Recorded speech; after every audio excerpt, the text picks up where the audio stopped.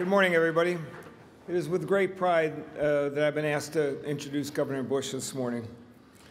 We met probably over 25 years ago. I don't think he still has it on his resume, but I was in Tallahassee and I helped recruit, move Jeb and Klumba to Tallahassee in 1986. I don't think he's ever forgiven me for that. But he was the Secretary of Commerce, as you may remember, for a couple of years. And after I negotiated his salary, the then governor-elect renegotiated his salary, not upward but downward, as it turns out. That's why he hasn't forgiven me. We became friends as he served in that administration, and then in 1993, 20 years ago, after coming off a statewide campaign, Jeb and I were playing golf in Miami, and we went back to his house, and I said, gee, Jeb, I think that I've been considering running for governor. And he said, what? You're running for governor? I wouldn't do that if I were you. I'm going to run for governor. We Bushes don't think long and hard about these things, but I'm just going to do it. And that was in February of '93, and since that time, I've had the honor and the privilege to be his partner. I was chairman of his 3 gubernatorial campaigns, and we have become great friends, and I have been honored to serve under his leadership.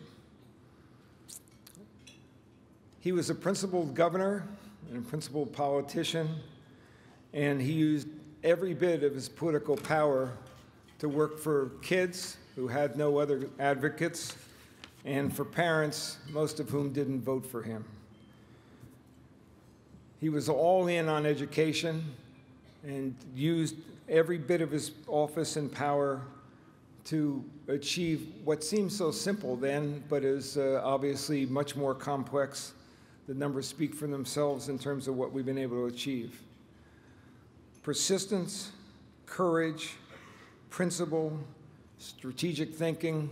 As Jeb likes to say, the job is never done. And this room full of people today attest to the fact that the job isn't done yet. It is with great honor and pride that I introduce Governor Jeb Bush.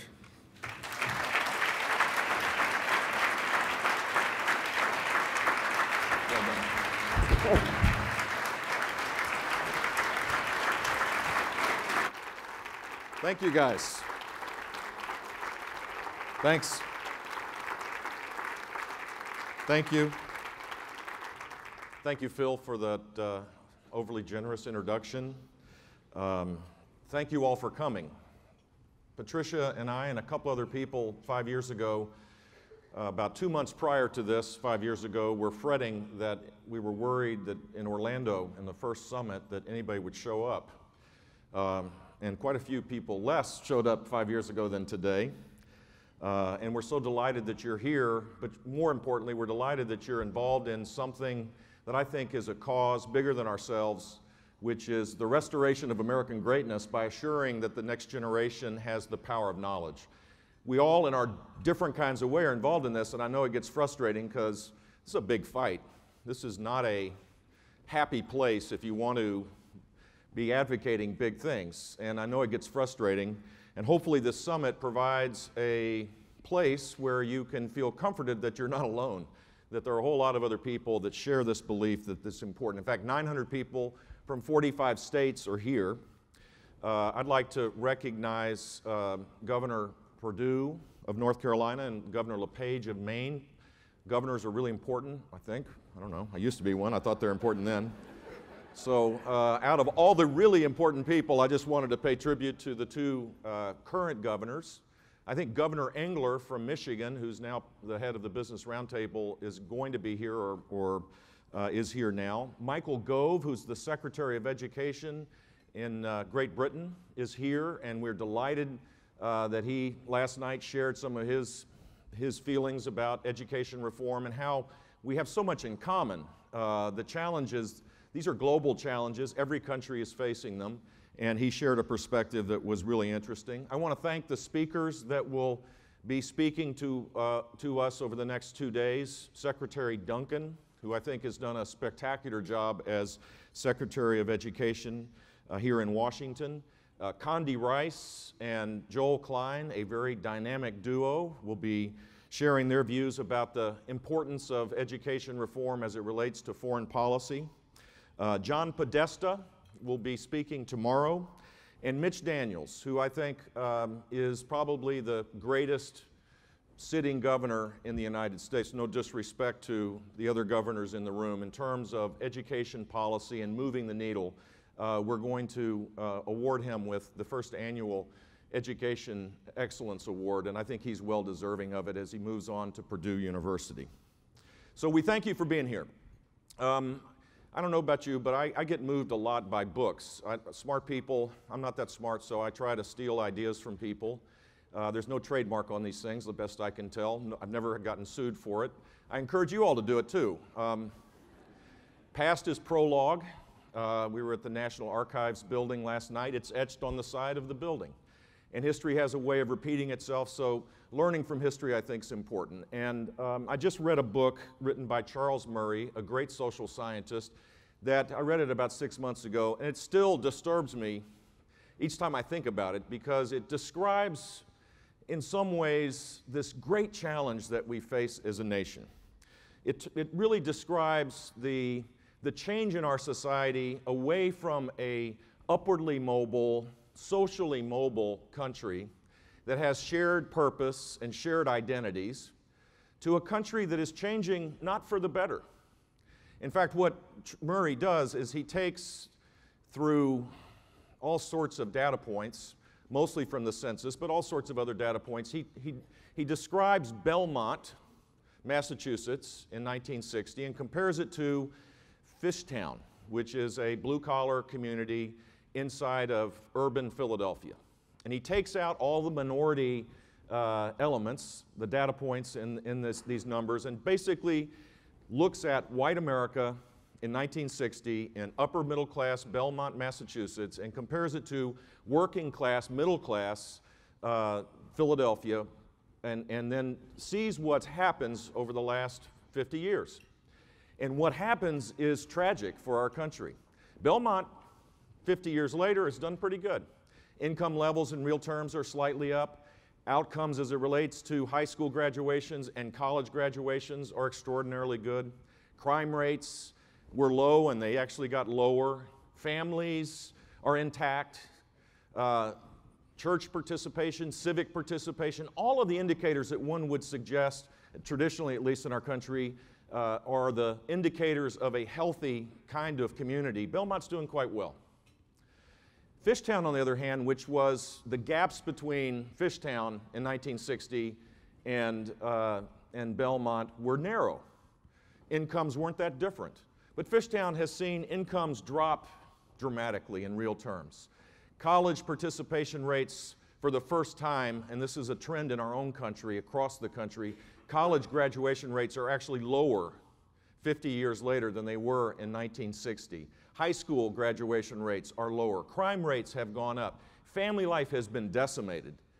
Either people are not getting married and having children, or they're being divorced. Church participation is down, education outcomes are down, and now we have these big, huge gaps between what was a middle-class community where people could wake up each day and say, if I work really hard and I dream the biggest possible dreams, I could be the next successful person.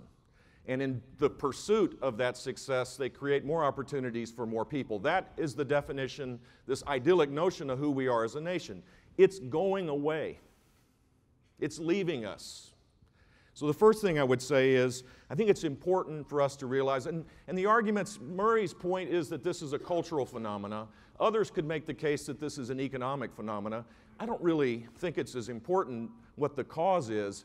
The first step is to recognize that we have a huge problem in our country, these gaps on income, and the fact is that more and more people that are born into poverty will stay into poverty, and that the middle class is being disrupted in ways that are dramatic. This is a huge problem.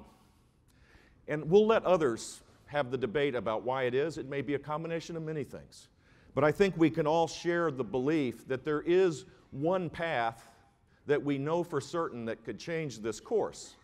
And that is to assure that we move to a child-centered education system where we have no excuses for the fact that we have these big education gaps that will yield income gaps and lives that are constrained because people don't have the power of knowledge.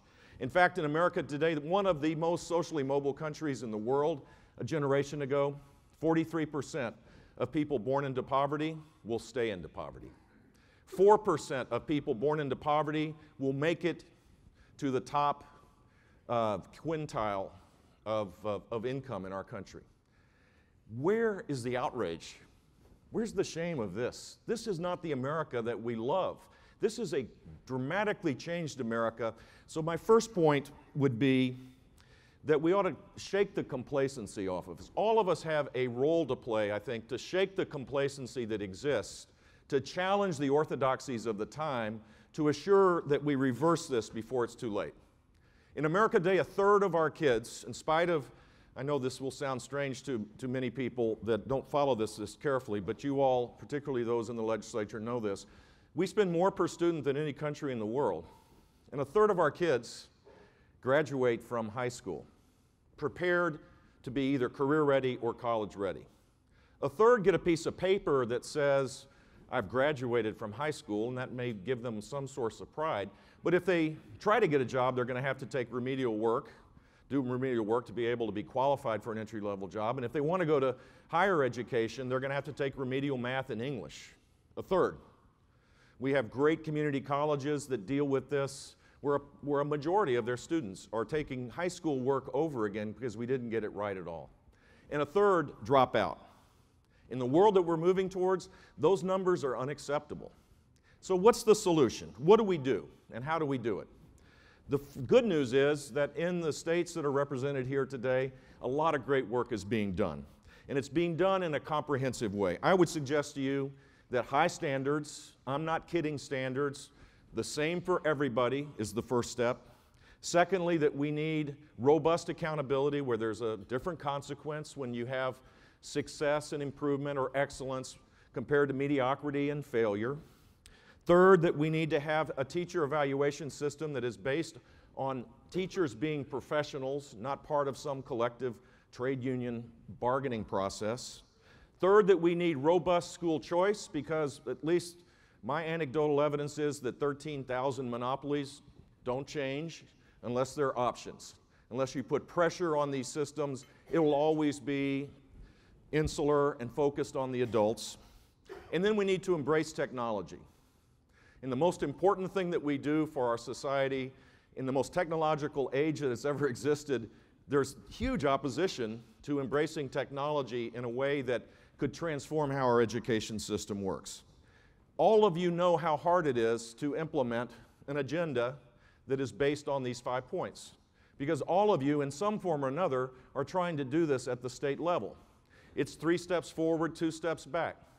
Senator Appel just told me of a federal judge that decided that in one of the parishes in Louisiana, after the most historic legislation that he sponsored, and it was signed into law by Governor Jindal, that it's been ruled unconstitutional. We had a similar kind of challenge in the state of Florida. These are setbacks that require constant vigilance and continued work. And there will be pushbacks galore going forward.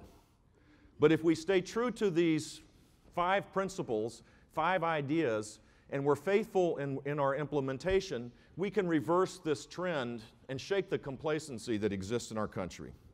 One of the great challenges for our country is to raise accountability, raise standards, to set higher expectations of what the next generation needs to do, benchmark it to the world, make it competitive with the world's best.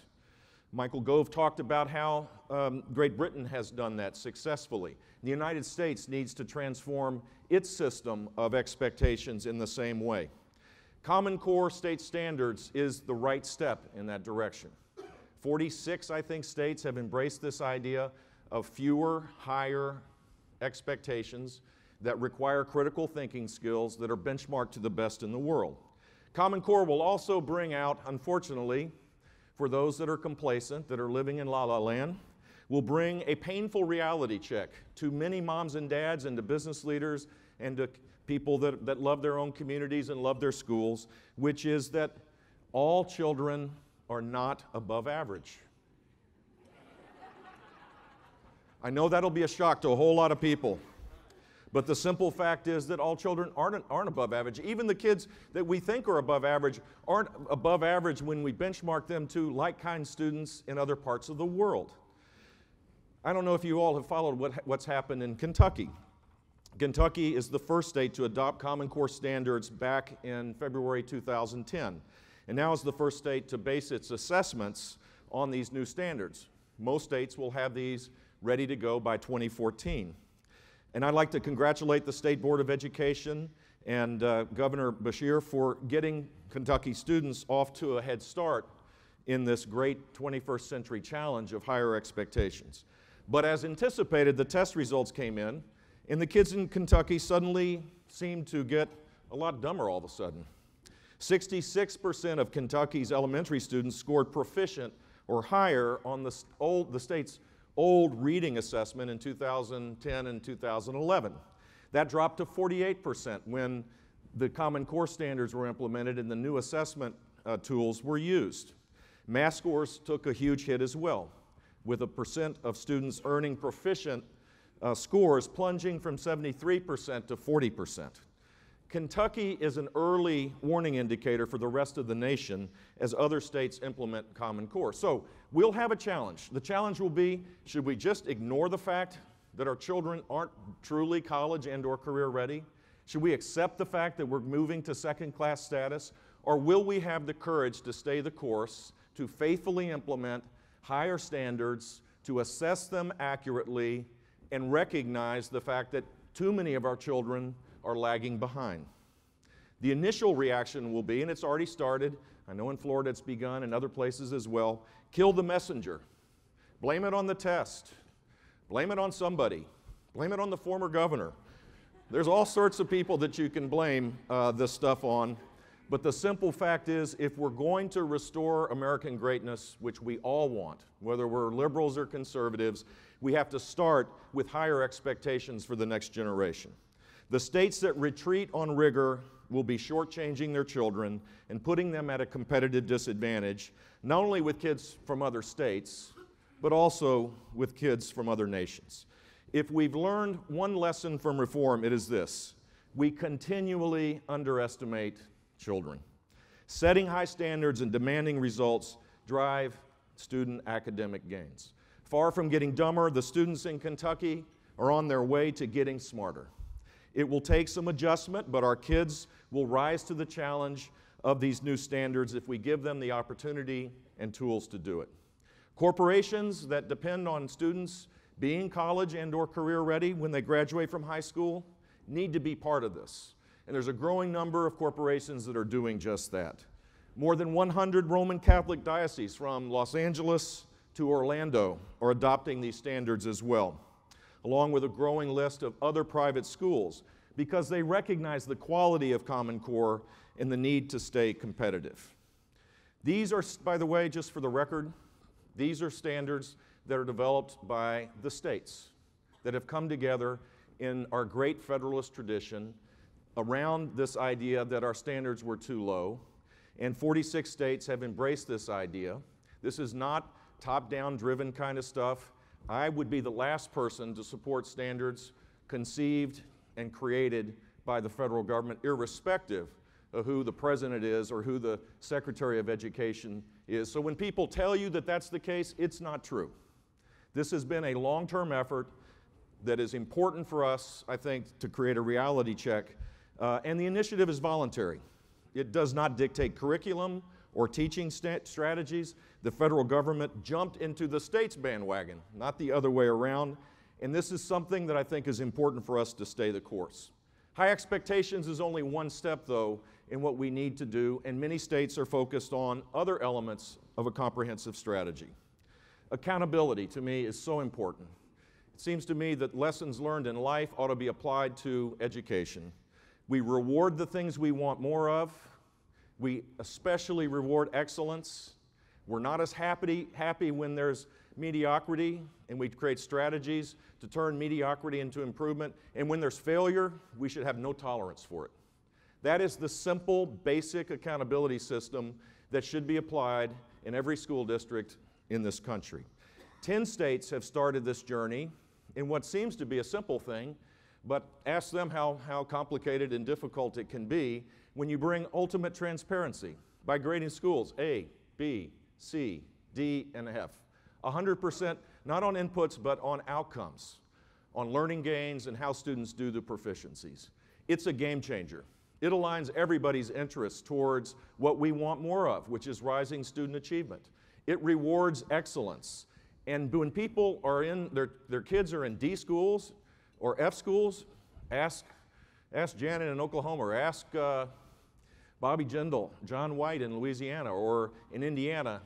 Ask the people that are involved in this, and I guarantee you, you'll have the anecdotal stories that I've seen all across Florida, which is, the last one happened actually Sunday when I was coming back from vacation with my family. A lady grabbed, I was walking in Miami International Airport, a lady grabbed my shoulder, and I thought, oh God, you know, who knows? Because when you're governor, you get to do a lot of stuff, and not all of it is, you know, happy time. So she grabbed my shoulder, and she was really passionate, and she said, thank you. I said, whew. Thank you. And she said, you know, my kids were in a school that I thought was not doing that well. You guys implemented this A through F grading system, and when our school grades came out and they were a D, it created an outcry, and the principal got fired, and they started to listen to parents, and that school is an A school now, and my kid is going to college. That is what happens.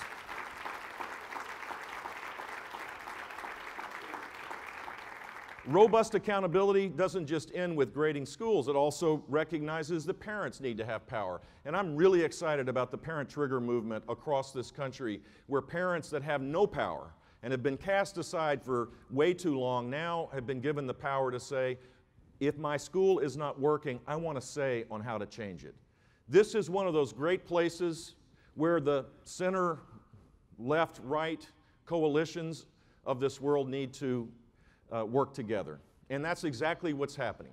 Parent Revolution is, by their own definition, a liberal group. And in Florida, where we will pass parent legislation next year, we are working, and we're supposed to be center-right, I guess. We will work with everybody to be able to empower parents that right now feel hopeless about whether or not they have any say about their children's future. So this whole concept of accountability is important. And talking about accountability, the idea that you would pass along kids after they reach the end of third grade and say, we're worried about their self-esteem, so they must go to fourth grade, even though they're functionally illiterate, is shameful. That happens in a majority of the schools in a majority of the states in the United States. And it's the beginning of these gaps that we talk about that create a different America. Better to have a system that says every child that God has given the ability to be literate by the start of fourth grade is literate, and develop strategies to make sure that it happens, and have no tolerance for the political correctness of our time that assures that too many people, too many young people, particularly kids living at or near the poverty level, will have no chance to be successful. The states that embrace a social promotion policy that does not allow that to happen, that recognizes that we need early intervention for reading strategies, as has been implemented in states like Colorado, and has no tolerance for this acceptance of failure, will be the states that excel over the next decade of time. Accountability truly, truly matters. And 7 states have started on this journey. Talk to them about how hard it is, but talk to them about the joy of seeing how you can change lives at an early age to assure that the kids begin to graduate from high school rather than being functionally illiterate, where they can't even fill out a form to get a minimum wage job. Teachers are critical, really critical in the learning for so many young people in this country. It is a cliche, I guess, to say this, but it is so true. And we have a system to reward teachers that's based on an industrial unionized model that is completely inappropriate for the 21st century. Completely inappropriate. There are incredibly fine teachers that get paid less even though they're doing the Lord's work consistently over time. And there are teachers that are mediocre that get paid more because they've been there longer. Longevity is not the determining factor of success in the classroom. We need to make sure that we provide all sorts of resources for teachers when they're struggling to be able to assure that more than a handful of their kids get a year's worth of knowledge in a year's time. But we should have no tolerance for when there's abject failure. We should move to a system that rewards and elevates the profession of teaching as a profession and moves away from this system where longevity of service is the determining factor of how much money you make. That is a challenge, trust me. There are tar marks on a whole lot of people's foreheads in this room that have challenged this notion, but over the last 5 years there has been tremendous gains. And new coalitions on the left and right are working to move to a child-centered system and less focused on the economic interests of both sides of the economic equation in our school districts.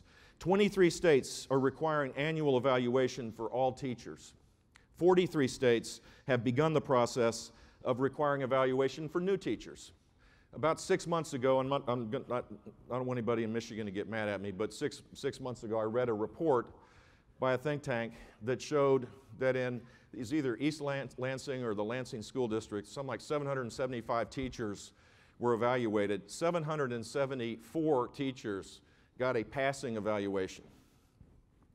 I know, Lansing is a great place, don't get me wrong. I'm sure it's got huge swaths of really talented teachers, but maybe we ought to raise the bar up a little bit higher, have higher expectations for teachers, and reward them when they do the right thing, rather than just make this some kind of ministerial process that has no consequence. In the states that do that right, we'll have rising student achievement. There will be massive pushback on this. Ask Tony Bennett, a great commissioner of education in Indiana who lost his election.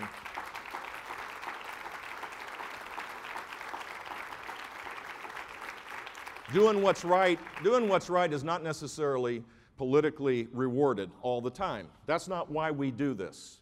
But it is the right thing to do to transform our system of compensation and evaluation for teachers to the 21st century. And then the third thing I would say, or the fourth thing I'd say, is that school choice is the catalytic converter to accelerate these things at a faster pace. If you believe, like I do, that we need to move this ball down the field far faster, charter schools, vouchers, all sorts of alternatives so parents are more engaged and we create a more open system is part of the answer. There are over 2 million students in charter schools today, thanks to the work of many people in this room. 100 school districts now have 10% or more of their public school students in charter schools. Louisiana this last year passed sweeping scholarship program for low-performing schools. Kudos again to Senator for a job well done. And many other states are looking at this, and I would encourage you all to stay the course. Once again, there will be massive pushback. There are a lot of people that are focused on the adults, and this is uncomfortable for people inside the system to offer choices for parents, to empower them to make choices that they can maybe do a better job than what the monopoly dictates. But this is a critical element of a proper strategy for transformational reform. And the final thing I would say is that digital learning is ultimately going to be commonplace across the 50 states, and it will be a joyous occasion when it does. Imagine a classroom in a blended learning environment where rich digital content comes from the very best providers, where teachers are managing the learning experience for students, where it's competency-based, where we don't sit our little butts in a seat for 180 days and say, okay, now it's time to take 3 months off, and then come back and sit our butts down, slightly bigger butts, I guess, for another 180 days. That we move to a system where if you master the material, you're not held back. And if you haven't mastered the material, you're not pushed along. That's what technology offers, is the ability to customize the learning experience in a powerful way. That requires changes in law. And many states now are embracing elements of what is the digital learning revolution. And in doing so, I think they will accelerate learning in ways that will create these gaps. We'll see these gaps begin to narrow, and it'll create real opportunities for continuous improvement and advancement. The final thing I'm going to talk to you about is about another book. And that's a book, being a Texan by birth and a Floridian by choice, I still have a little Texas heritage in me. And I love the Carroll books on Lyndon Johnson. Lyndon Johnson was a larger-than-life character. He's not going to go down in history. All the historians will not say that he was one of the great presidents of our time. But if you read the third volume of Carroll's book, which is an extraordinary example of leadership, and you post it up to what exists today, it does give you hope that with proper committed leadership in state capitals and here in Washington, that we can begin to solve problems. Carroll writes about how Johnson was vice president. He was the most powerful guy in the world in Washington, D.C., right where we are, when he was majority leader, by far and away the go-to guy in Washington. All things went through his office. He became vice president and helped John F. Kennedy become elected president, and then was relegated to nothingness, in effect. He became almost invisible during the first 3 years of the Kennedy administration. The book, Carroll writes about how the Kennedy team, which came into Washington with great hopes, called him Corn Pone. Now, I love Boston, and I went to school up there in high school. And there are a lot of smart people up there, but I've always resented the fact that people in the North think that people in Texas are deserving of terms like corn pone. I don't know about you, but it kind of upsets me. Because we do have people that are a little capable of doing things, including the then President of the United States, Lyndon Johnson, who in a 6-week period kept the Kennedy team because it was essential to be able to keep the momentum going on the agenda that had stalled for 3 years, effectively. He kept the Kennedy team, which showed the leadership skill of humility. He had the leadership skill of dogged determination to create, and he had the skills of creating a strategy, and he implemented in a 6-week period a 25% across-the-board cut in income tax rates. Believe it or not, as a liberal Democrat, the idea was to cut taxes to raise revenue to begin to fund the Great Society programs. He went to the Senate, which was opposed to his ultimate goal of significant civil rights legislation, and convinced the dean of the Senate, who was the budget chairman, that he would commit to a budget that was year to year a decrease. Not like they do up here now, where it's a decrease off the growth. They use some weird accounting thing up here in Washington, but a real dollar-for-dollar reduction in the budget, the first time, I think, in 50 years where that took place. And he got that done, and it required sending the limo secretly to the Senate to bring the senator to, Senator Byrd, I believe it was, to the White House, to come in and to be courted, in effect, and held up high and be beloved by the junior, now president of the United States, his junior when they were in the Senate together.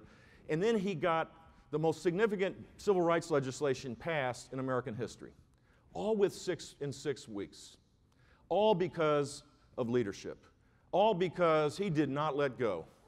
If it required grabbing people by the shoulders and not letting them leave until they decided that they were going to support him, that's how it worked. If it required telling Everett Dirksen that it would be shameful for the leader of the Republican Party, the party of Lincoln, to oppose civil rights legislation, that's what it required. If it was to pay homage to someone who needed to have homage paid to them in order to change their deeply held segregationist views, he did it. My point is that leadership matters, and I am honored to be amongst leaders, and I hope you stay the course. Whether you win or lose in the political realm, that is secondary to changing the course of our country's history by focusing on doing the right things, transforming our education system. There will be losers along the way politically, but we're all winners if we're being part of something bigger than ourselves and are trying to advocate and implement transformational change. God bless you. Enjoy the conference.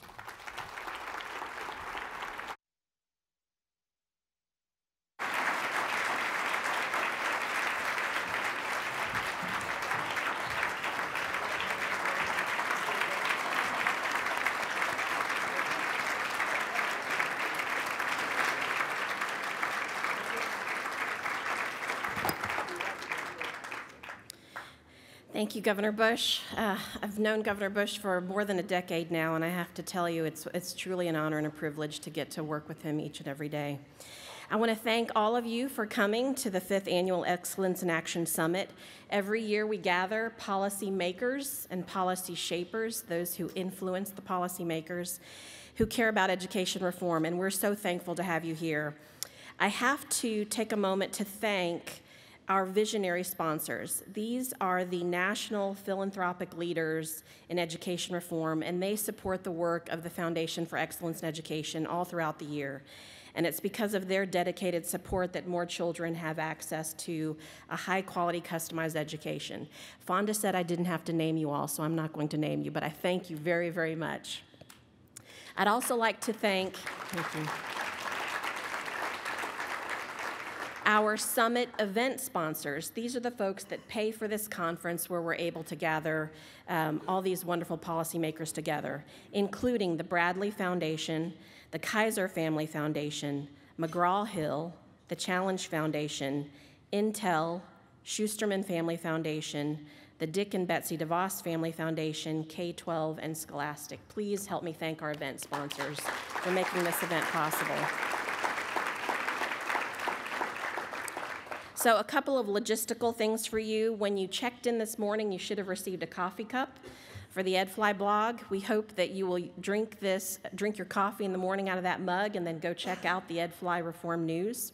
There is also an event expo up in the lobby in the garden terrace. This is really important for those of you who want to check your email, charge your phones. There's a charging station, a printer. And for those who can't come to each event here in the main ballroom, there are large screen TVs where you can sit and watch all of the broadcasts from the room. There are staff for the foundation all have white lapel badges, so if you need anything for the conference, please track down someone with a white lapel badge. Next up, we have 3 strategy sessions that are directly outside the ballroom to the right and to the left, and we will see you back here at 11:30 for John Podesta. Thanks, have a great day.